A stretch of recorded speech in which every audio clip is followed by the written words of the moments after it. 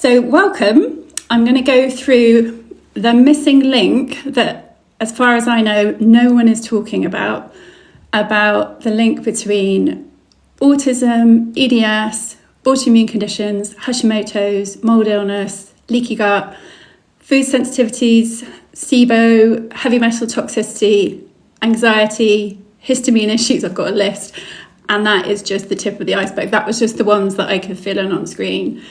So I'm going to talk through that and explain my lived experience of it, my clients' lived experience of it, and what healing means, what it can look like, and just loads of the detail around that. And I'm going to talk about that for a bit, and then I'm going to go through some of the questions that people have already posted, and then talk about that, and then I'm going to open it up to questions. So if you've got any specific questions after I've spoken, we'll do a Q&A, and I'm also going to be talking about anything to do with healing, but also the compassionate self-healing practitioner training that we've got coming up, as I know that there are some people that want questions about that as well. So it will be Ask Me Anything. Right, so without further ado, and a sip of tea, I'm going to get started. So I want to talk about the general premise of if it can be switched on, it can be switched off. I know there were some comments on the post I made when I advertised this about EDS hypermobility, and I have everything that's on that list. And things like autism, we don't switch off autism. We'll get to that actually, because there is an element of that, but I'm going to go through them one by one.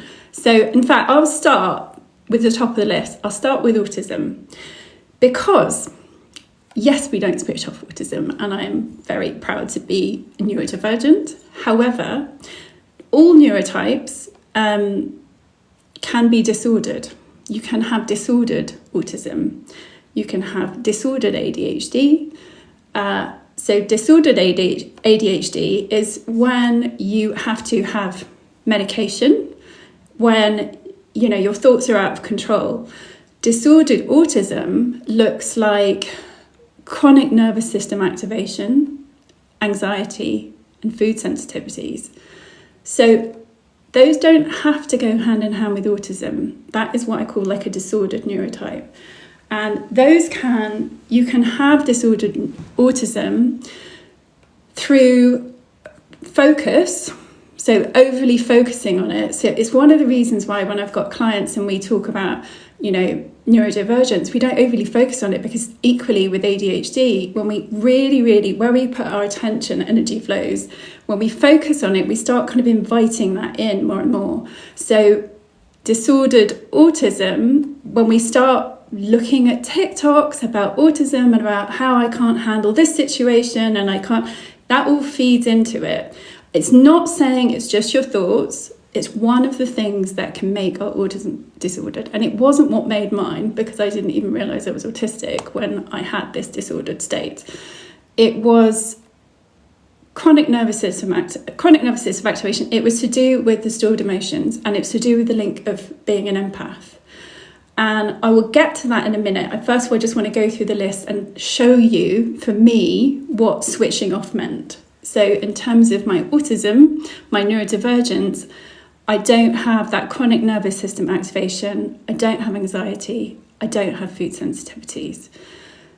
Now, a lot of those elements on that list will also have overlap. So with EDS, the next I have hypermobility EDS. I haven't switched off my hypermobility. I can still do the whole bendy, click as well.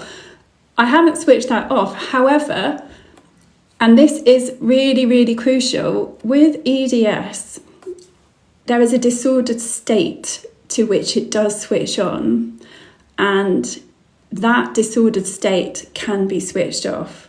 So what do I mean by that? Most people, and I remember when I even got diagnosed, Dr. Hakeem was telling me this, that most people, when their EDS really becomes disordered, it's like it's the there's like often an element of stress which switches it on. So that can look like, for some people, like that's when the subluxations start happening or real pain starts happening, but they can remember a time previously where it wasn't as bad and then it got really bad. That switch, that is what I'm talking about. When it's gone bad and got really, really bad, you can switch it back. That is what I did. So for me, I am, very privileged in having EDS without it having been really, really terrible. So for me, my EDS presented as leaky gut. I had low blood pressure, lightheadedness, I'd get up and I'd faint, and pain. Now, the leaky gut, I do not have. You'll say, there will be people I know that will not be believing this, and they will just say, if you've got a collagen deficit, whatever, collagen connective disorder, then connective tissue disorder, you will have a leaky gut. Just do not take on that belief. It is absolutely not true. It is a disordered state, the leaky gut, and it can be switched off. I can eat absolutely everything. I don't react to anything. I can eat gluten, literally, and I was down to eating about 10 foods, and I can eat absolutely everything. And I actually have brilliant digestion, the best I've ever had. And I'll tell you why that is, and this is another question that I think will be answered. Some people will be going, well, I've always been like this. I was like that. I came out of the womb with my activated EDS state. I came out, I've always had, until now, leaky gut. As a child, I was always just fainting. I'd get up and faint all the time. So mine was switched on in the womb. So don't lose heart. I know, look, it's a spectrum, and I know there are some people that have it really, really badly. But even if you're someone who doesn't recognise that time in their life where it switched on, because I didn't. I was like, I've always had this. It could well be like me, that it's something that happened in utero that switched it on. And if I have time, because it's quite an interesting topic, that I'll get to that. But it's just, I want you to take on the idea that if in your healing journey so far, well, not in your healing journey, in your own life, you have got to a point in your life where you recognise things really nosedived, but before that I was better, I was okay, then it's likely this. It's the epigenetic switch. And if you can switch it on, you can switch it off. So that's how EDS, I'm going to go through the list, right? Autoimmune conditions, Hashimotos. I had actually at least five autoimmune conditions. I had alopecia areata, which you can see I clearly don't have anymore with this massive hair I've got now. I had Hashimotos. I had a long list. You can look on the website if you want, but I've been very honest about everything I've had on there, and it's a ridiculously long list. I would literally just be here all day if I told you the list. But Hashimotos is really, really common. I've completely switched it off as well. I'll just say what I've done. I got to my master switch, and I will talk about that in a bit, and I am medication free. I was on like the highest medication for Hashimotos, and I was always out of balance even when I was on that. I really struggled finding the right medicine, just never felt good. My skin was like parmesan all the time. You can see it's pretty good. I'm 48 and my skin's great. And my skin's never been good all my life. Again, like all my life, I've not had good skin.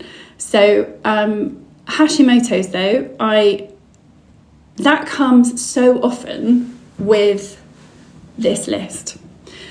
And I'll tell you what's at the root of Hashimotos, and I'll get to the empath thing at the end. But Hashimotos is about storing emotions. Everything here is about storing emotions and beliefs. Now, Hashimotos, the reason why so many of you are likely to have Hashimotos with this list is because Hashimotos is here, it's in your throat, and it is about disempowerment. You have stored emotions in your throat, and in your body, just generally, but generally, anything that's here is going to be about rage, and about disempowerment. So what do I mean about disempowerment? Because I've had people ask that as well. Disempowerment is where's my power being taken away from me?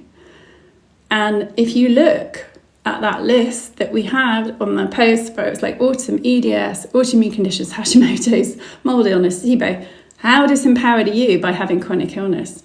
You know, even just the things that I've gone through so far, how disempowered are you by having a nervous system that's constantly activated? Dealing with chronic illness is massively disempowering. So whether you have Hashimotos or not, you are going to be having disempowerment. And one of the ways that we overcome that disempowerment is by doing the work. And I'll talk a bit to that later. But just to explain, Hashimotos, mine was switched off. I remember it really clearly, and it's linked to what happened in utero. In fact, when I got to what happened in utero, that was actually what finally got my Hashimotos and stopped it. And I could actually feel it. Like I'd really leaned into the feeling of my energy, and I could feel it was like this,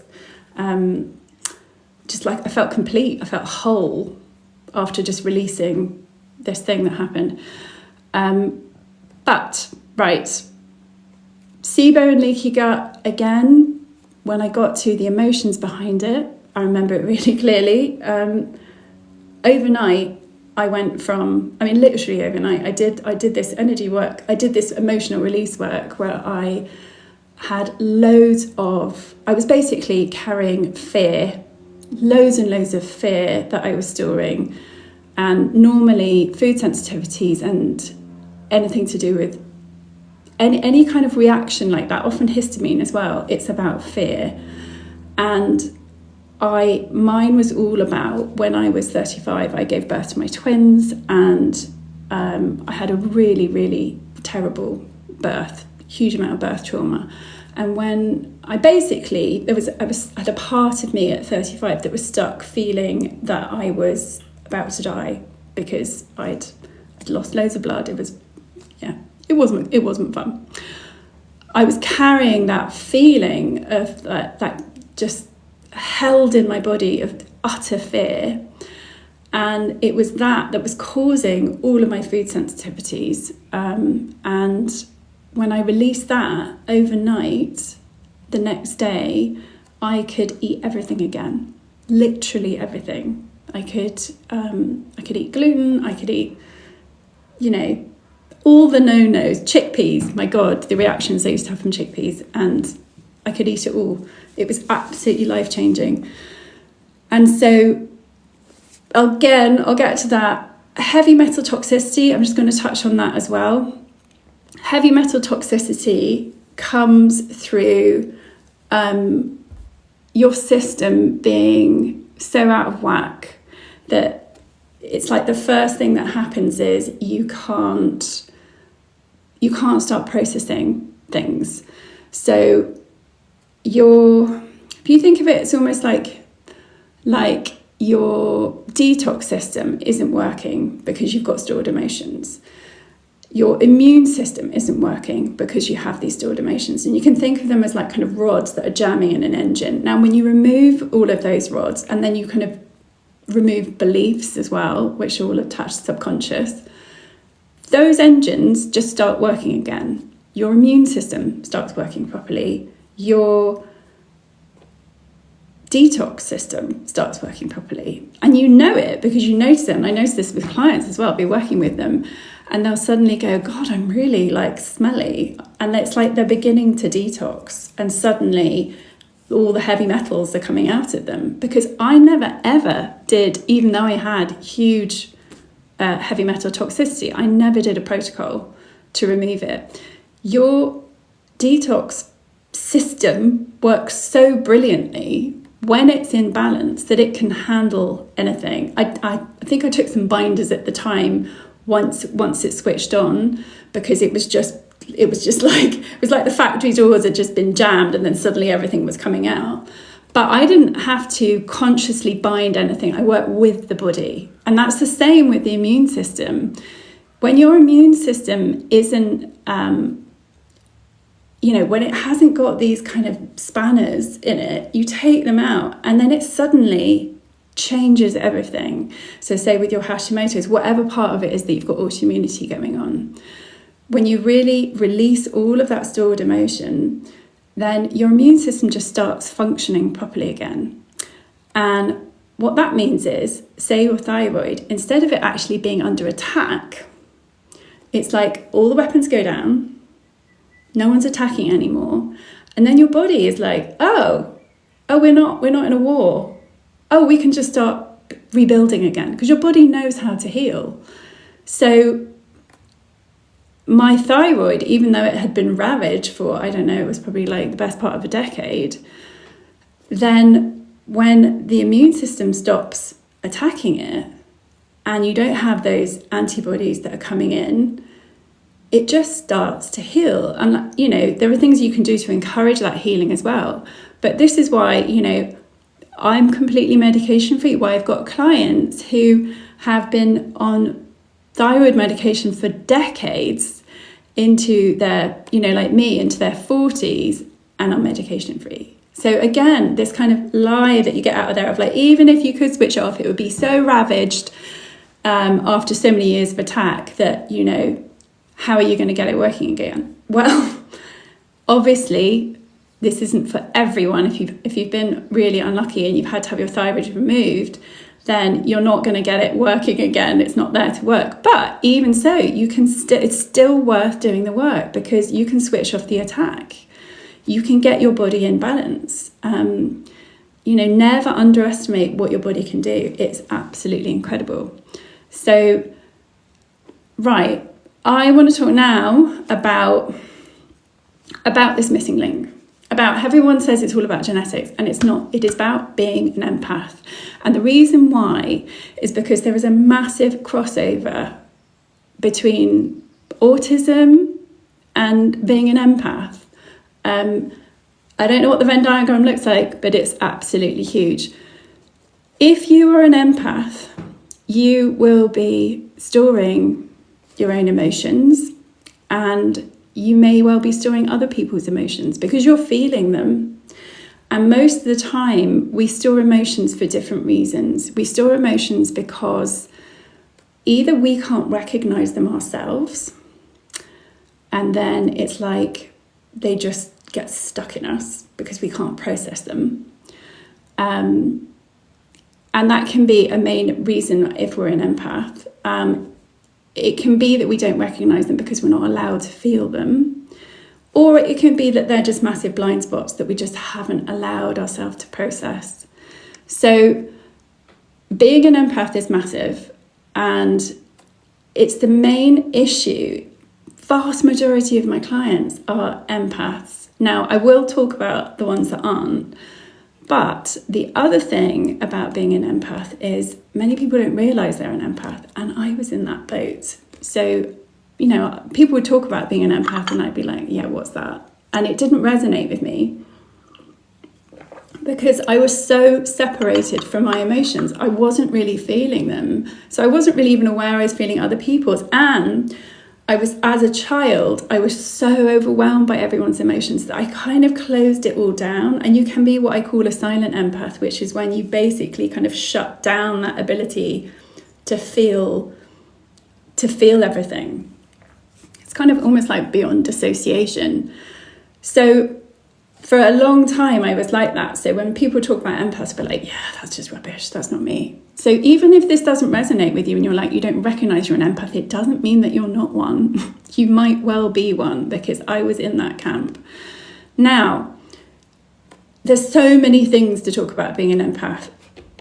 I want to explain how this might look in a situation. Say, for instance, say you have some trauma, and this can be why you've done your work and you're not getting better. And you're going, well, I've talked about, let's say there's an episode where your stepdad violently attacked you with a slipper or something like that.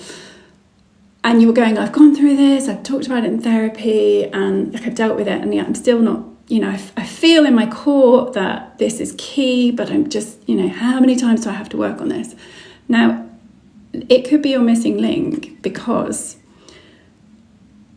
say someone that isn't an empath, they will be feeling all of their, or they will be experiencing all of their fear in that time, all of their anger at having their boundaries crossed, all of their shame of being beaten by someone else, maybe some guilt in there as well, and probably some confusion, like, this is a safe person, why am I being attacked by them? So there's lots of kind of complicated emotions, and it's not just anger, all of them can affect us, all the negative ones, but so you've worked on those and you've done that, but you haven't realised that when you're in that moment, say with your stepdad, you're also, if you kind of imagine yourself like really, really open boundaried, which is you as an empathic child you will just have open boundaries, you will be feeling all of his stuff too.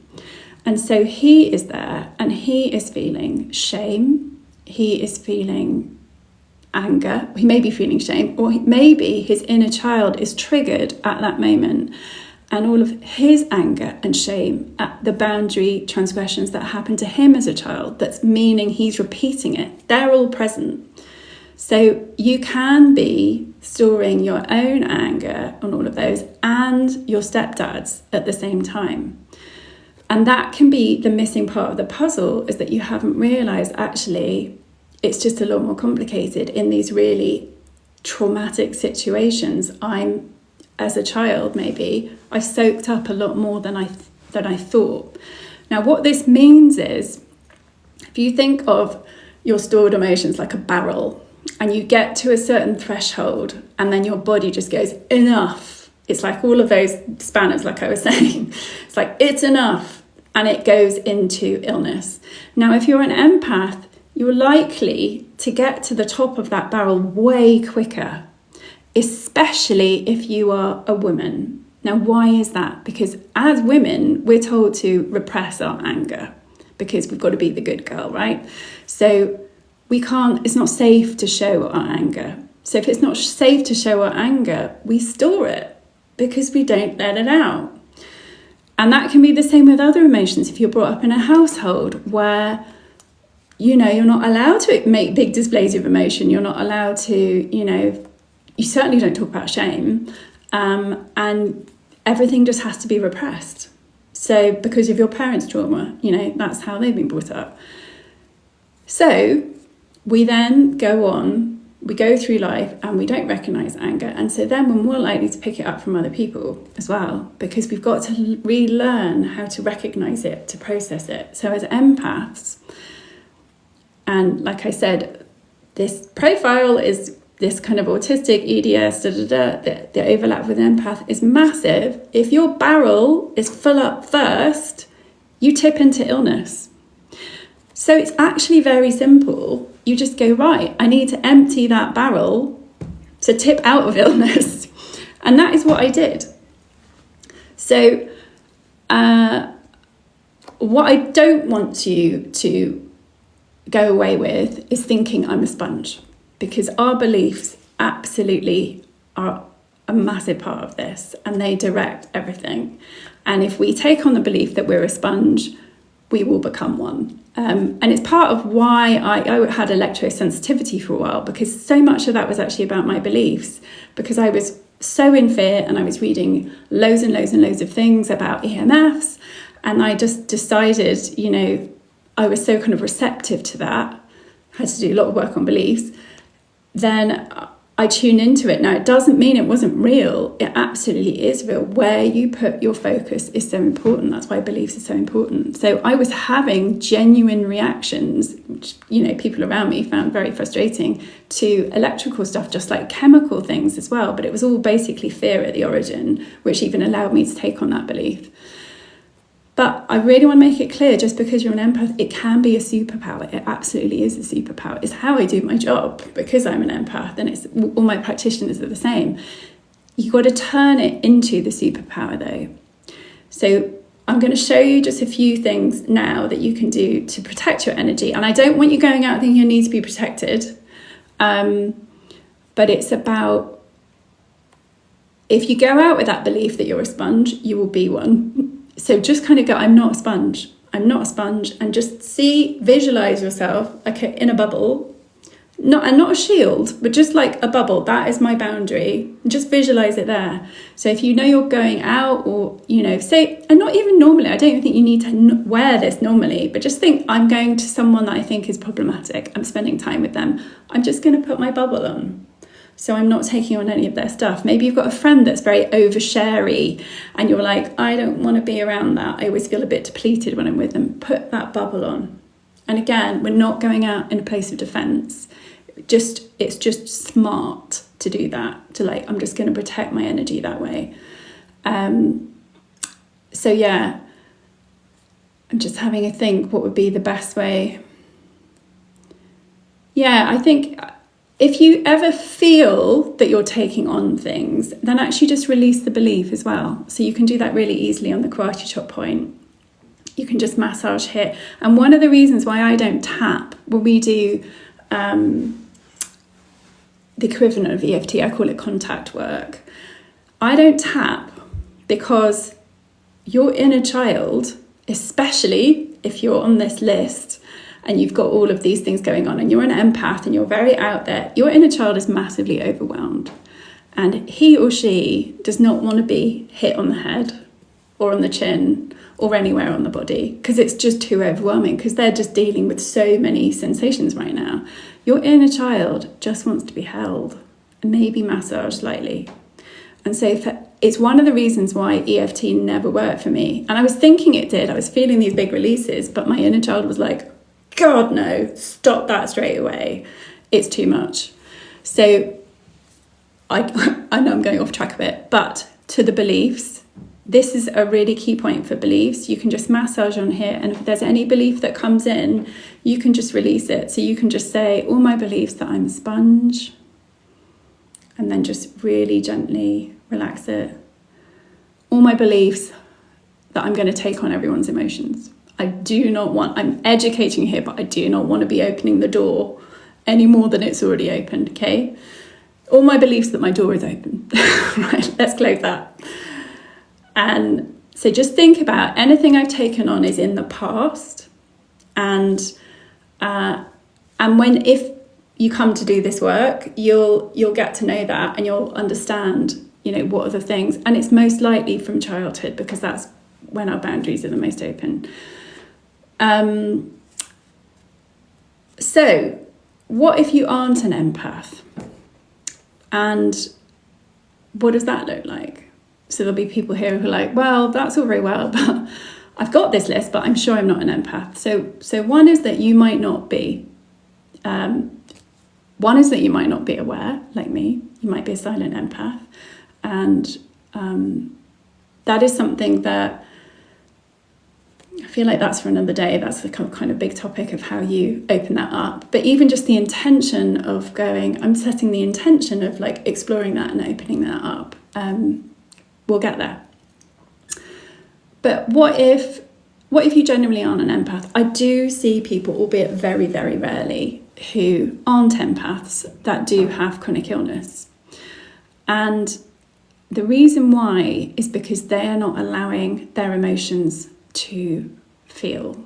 They're not allowing themselves to really witness those emotions, because they've had childhoods where you weren't allowed to. And that's kind of all emotions. So generally, people who are like that, who aren't empaths but have chronic illness, I generally see them later in life, because again, that tank has just taken a little bit longer to fill up. But again, that tank really depends on everyone's life experiences, and trauma is perceived. So you might have someone that's incredibly sensitive that has what someone else might judge as not a very traumatic life, but be very ill because they perceive these things so deeply that they've really felt very traumatic. And equally, other people that have kind of gone through really horrific things but have processed it in a different way. So a lot of it is to do with, you know, the kind of energy you have and how quickly and how well you can process emotions. We're all different, and that's why it's really important that we have a completely individualized process, and that is respected, you know. And so it's just, you're on your own path, you don't compare to others.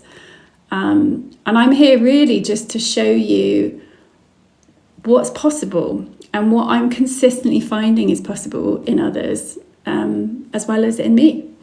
And it's because of that I, gave up my career of 22 years in design to do this, because it's just the most absolutely rewarding thing.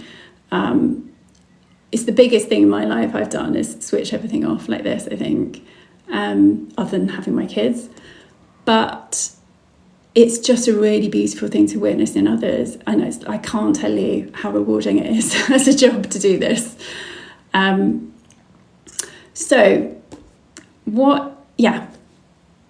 If you aren't an empath, you can still do this work, and it could just be, you might just be someone here that's going, I'm not allowed to show anger. I've got no one to talk to about emotions. I've never really opened up. Maybe that's you. And in which case, again, you do the work, you look into it, you start recognizing your emotions, you start feeling them. And one of the ways you do that is just, doing the work, getting to your stored emotions and witnessing what is there. And that might be very hard for you to witness. If you are someone and you feel like that might be you, that's when you want to work with a practitioner, because it might be that you actually need that practitioner to go, who is an empath, who can feel it, to go, I think you're feeling this. And you'll go, oh yeah, I am. And it'll be massive blind spots, and probably your whole journey will be one of massive blind spots, because once it's said, it's not like someone's putting something in your mouth. Once it's said, there is a truth. When you're really reconnected with that core part of you, you go, oh my God, and you kind of get the goosebumps, like, there's a truth that, oh yeah, I was feeling this. And it's like you've just had this mirror shown to you of who you really were and who you really are, and then you let it go. And so when you release all of your stored emotions in that way, it can be crazy what can happen. So the main things we're looking at is recognizing emotions and not being aware that you're not recognizing them, storing them because you don't recognize them.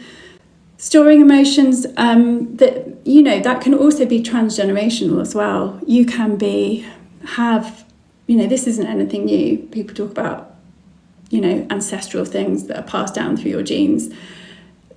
This is the energetic side of it. You are carrying these stored emotions from your grandparents, from your ancestors. And they can be a big part of the picture as well. So there can be all kinds of different energy that you're releasing that are kind of these spanners, in the works. So to give you an example of that, my big switch that happened with my Hashimotos was when I got to the stored emotions that I was carrying from the womb. And I did that through a visualization where I went through the womb and I felt into what it was.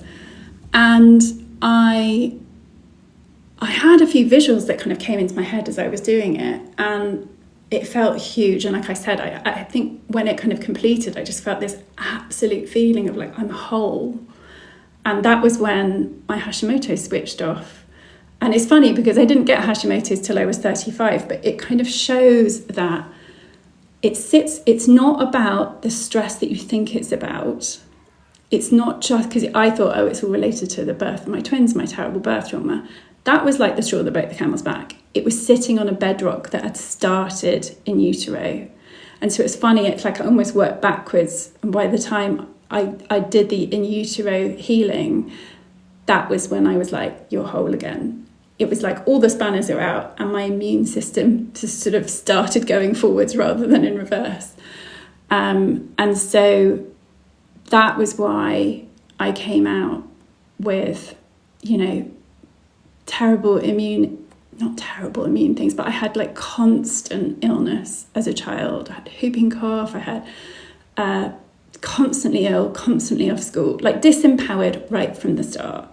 So my illness there is a really classic example of I was disempowered right from that initial trauma that happened in the womb. And that was basically resulted from a massive shock from my mum that she went through, which I later, it was interesting because I did the work and I felt it. And then I spoke to my mum and then she told me what had happened. And again, it was like I was confronted with that truth, even though I didn't know. I just burst into tears. There was something in me that understood that confirmation of that utter truth. It was wild. So that was just a really, really good sign, I suppose, that even if you're someone like me that didn't come out, has never felt healthy until now. Like, I'm definitely healthier now. I'm the healthiest I've ever been at 48 than I was, you normally think, in childhood I was not well in childhood. So, if I can do this, what can it do for you? So I think those are kind of the main things that I wanted to talk to you about. I don't know if you've got any questions. I don't know if I can just scroll back and see. Yeah, basically, if anyone wants to put forward any questions now about it, and I can take questions on this. I can take questions on compassionate self-healing. Or would it be helpful if if any of you are like, right, I'd really like to start this work, what can I do? Would it be helpful if I maybe go through with you, where you can start? Maybe I'll do that first, actually. So start listing any questions. I'll get to that. Can we help our kids with this also? Yes, that's a really good question. So first of all, I'll just direct you to some resources. On the Reconnect to Self, my website, reconnecttoself.com, there's a resources page. I've got tons of free things on there.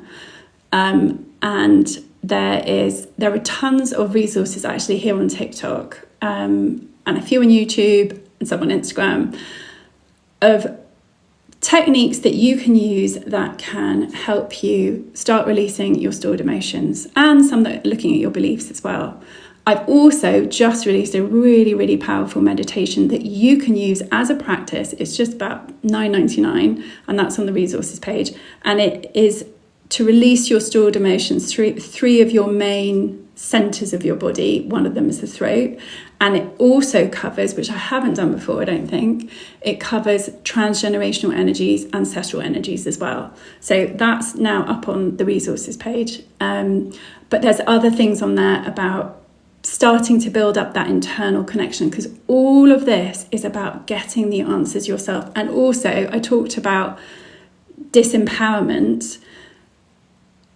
Huge amount of what makes you more successful is you getting your power back. I healed my disempowerment because I stepped into this and I did it myself. So when we work one-to-one with someone, we're not there like healing you. We don't tell you like, this is what you do. We work together, and at the end of the process, you learn the process so that you go off and finish it off yourself. So again, if you are someone that's like, I just want to go to someone that can fix me, this isn't the place for you. And also that won't work, because a huge thing of what you're healing is healing that disempowerment that I spoke about. So, so the resources page is a really good place to start. I talk a lot, there's podcasts on there where I talk about the theory of this as well. There's some of the most useful techniques that are linked on YouTube, on TikTok, on Instagram. That's a really good place to start. I'm just gonna, can we help our kids with this also, or only ourselves? Yes. My kids, I think this is okay to share. They had really terrible food sensitivities as well. And what happens is your children are likely following your energy. If they're under 15, their energy follows yours. So if you have dysregulated nervous system, they probably will too. And they may be dysregulated in different ways. So it might look like your kid's presenting with something different to what you have. Now, you can, by doing the work yourself on you, it will release in them. So that time I spoke about where I corrected everything at age 35 that happened to me from birth trauma, overnight I could eat everything. Overnight my kids could too. I didn't even tell them about it. Like, how wild is that? I was like, wow, this is magic. That's how it works. Now, there is a caveat to that though. They could be carrying their own trauma that's separate from yours. So let's say take the birth of my twins, right? I had all this trauma. Now they will have their own side of that they're dealing with themselves. So maybe, especially as twins, that's a very complicated thing. They might have trauma in between them. Like maybe one of them was getting more of the food than the other. And therefore there's a relationship there that actually, you know, with twins, it's really interesting. We cover this a lot in the course, but with twins, it's fascinating because their relationship actually starts, you know, in utero. And so you start analysing those relationships like you would any other kind of trauma from way back then.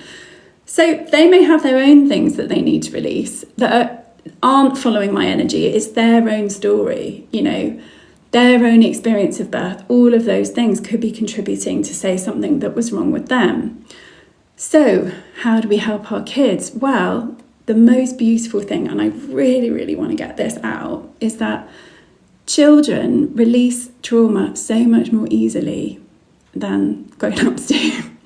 So if you want to prevent autoimmunity in your children and give them the best possible start, if you can get them meditating with you, not just like give them meditation, sit them down, that is, you know, children release trauma in different ways. Holding them, hugging them helps them release as well. But one of the things I'm really, really keen to try and introduce is just meditation in schools. Because if you go into a situation where everyone feels calm and it becomes a regular thing, your nervous system then attaches to that meditation when it's on repeat and you hear it again and again. And that brings out some of the most horrible things that they may be carrying. And think about what all our kids have been through recently with COVID and things like that. I mean, I could not stress this, how important I want this message to be. If we can get that out, that would be amazing. I feel like I'm going off on a tangent though, because that's not what this talk's about. But yes, that will help with kids. Is this possible when you're limited financially? Yes, absolutely. I have had people contact me through TikTok who have switched off autoimmune conditions just through doing my TikToks. That's why I do it. I did initially just work pro bono with some people. Like I do, everything I do is on TikTok. I do pretty much for free. I haven't mastered the algorithm. I don't really get paid for it. So I take at least 1 or 2 days off a week just to put things out for people. The way you step into it though is about not you kind of messaging me going, which one should I do? You put your energy forward and step out of that disempowerment by going through the TikToks and videos and listening to your gut about what it is that you need. And if you're like, how do I start that? Because it's all about the internal connection. That is how I figured all of this out, is I went internal and I connected with my higher self, with that part of me that had all the answers. And that's how I figured out what years and years and years of research didn't do for me, was I got all the answers internally. And that's what we teach you in compassionate self-healing. Now, a free way that you can start that process, again, on the resources page, there is a Connect to Your Higher Self video. You can go to that. I think you just log in to get it. It's completely free. And that teaches you that first aspect of how to get the answers internally. And then you'll be able to kind of get a yes or a no internally just by kind of going inward. And then you can kind of go, is compassionate self-healing the right thing for me? Is this modality the right thing for me? Maybe you suddenly feel called to like go cold water swimming or like climb a mountain, or I don't know, that's obviously not going to be possible for everyone, but maybe you feel called to investigate something and you could just use that practice to go, is this what I need? And that it begins that first step, because that's where we put our attention. The more we put our attention, the more you practice that method of going internally, the stronger it gets, the stronger intuition gets. That's how you get the answers. You know, when we're in a session with compassionate self-healing, it's not us going, this is what you need to do. We're always trying to get the answers from you, because again, that's your empowerment. That's why it's such a magical process, because you come out of it knowing it all, and therefore knowing anything you take on, you've got the tools and capacity to release it yourself. How did you know you had healed the sensitivity from foods, or your gut had healed?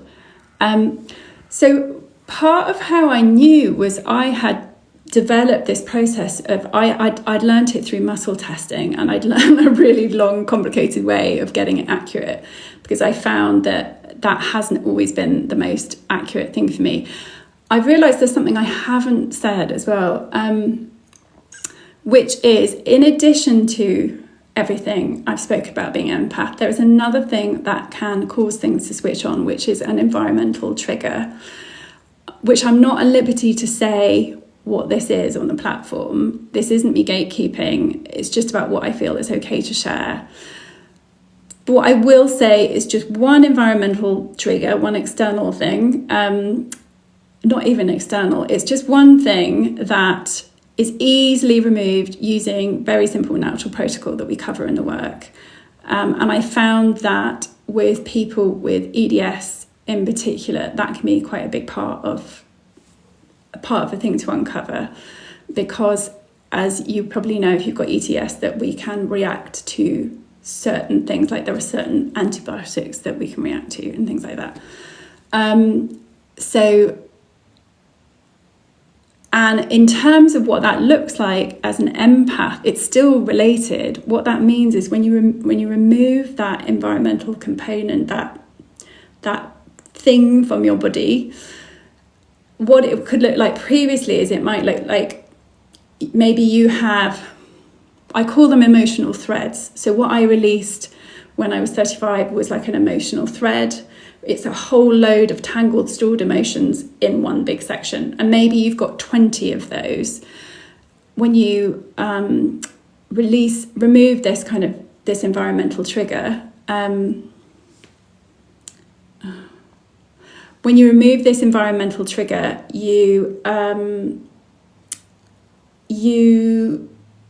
it goes down from being like 20 threads to about 10. So again, it is still, you can still measure everything in terms of that tank of emotions. So yes, back to food, that was how I knew overnight, because I could muscle test and knew exactly what I could eat. And then my muscle testing was so accurate, and I've worked out within compassionate self-healing many, many different ways to make it far more accurate than anyone else I've seen doing it, because there are many different things that can influence it, which I have discovered. And so I then worked out I can eat all these things. And because I knew my muscle testing was so accurate, I ate them and it was fine. And the same with my kids. So that was how I got to it. I have a pattern around loneliness and wanting to belong. That's another thing that we cover in compassionate self-healing, is these patterns. We get into these big patterns which kind of just keep repeating as loops throughout our life, and we look at them energetically as these loops and we just break them down. So you can step out of loneliness and wanting to belong and that feeling of feeling othered, just as much as you can step out of scarcity or illness or attracting the wrong partner.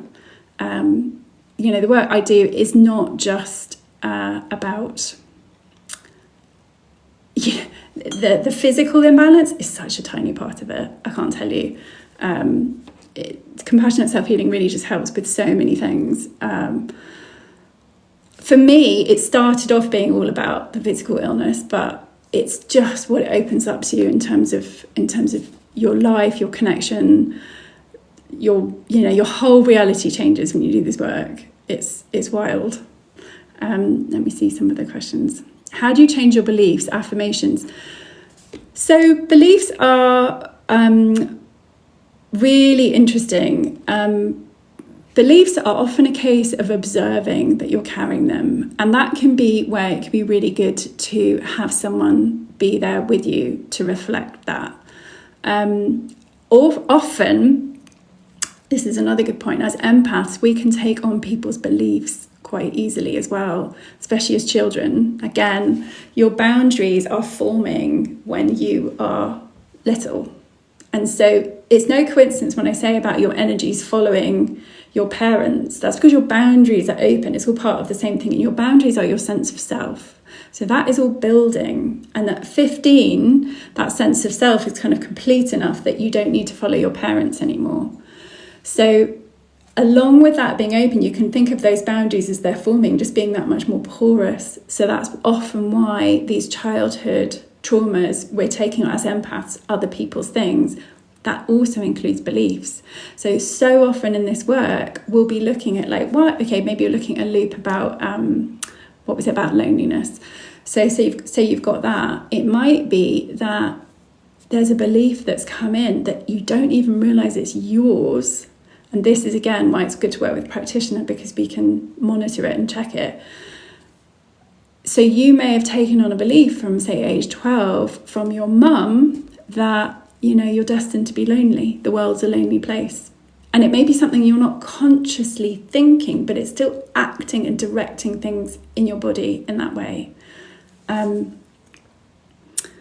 So how do you change your beliefs? One of the ways you can change your beliefs is you can bulldoze them with affirmations. So yes, you can, you know, if you're really able to do it, because our beliefs control everything, you can bulldoze through these loops just by being dogged and really just being like monitoring your mind and going, I'm not going to think that anymore. You know, a belief is just a thought that we think again and again and again. So say you've got that belief about being lonely, you can just keep affirming, you know, all the time, I'm always attracting wonderful people to me.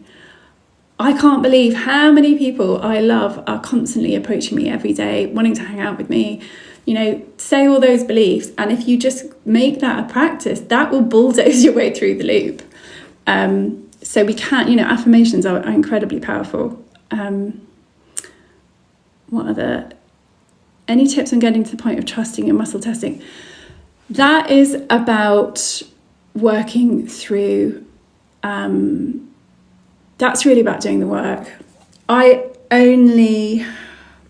wouldn't advise muscle testing outside of compassionate self-healing, because it's so complicated, the things that can be affecting the answer. So yeah, I would definitely, if you're working with a practitioner, then you can look at specific things. So for instance, you might have, if you're muscle testing, you're not there yet, it could be about, you have a loop about trusting your body, or it could be you have a block about, you know, feeling that internal connection. There may be a level of belief where you're like, it just doesn't feel safe to get my answer this way. So yeah, it can be so many different things. Is it mostly through meditation? Do you mean the work? So no, the work isn't mostly through meditation, if that's the question. I put meditations out there because they can be a really easy way of, a really good way of when people working on their own of getting the answers. But no, meditation definitely strengthens your intuition. So like I meditate every day, but I don't meditate to fix anything. I do it just because it really centers me. And as an empath, meditation is really brilliant for your energy. So, but that can look like any kind of meditation. Like there might be a meditation that really resonates with you. So just, it's about tuning in and going, what meditation do I need? Meditation will really help you get answers, definitely. But that's not how we do compassionate self-healing. But if you're on your own, you're not doing compassionate self-healing, then yes, meditate, definitely, it will help. How does compassionate self-healing guide assess what your emotional loops are? That's kind of too long a question to go into. how does a compassionate self-healing guide? Yeah, it's kind of like saying, what does a session look like? That will look like, oh God, nearly at time.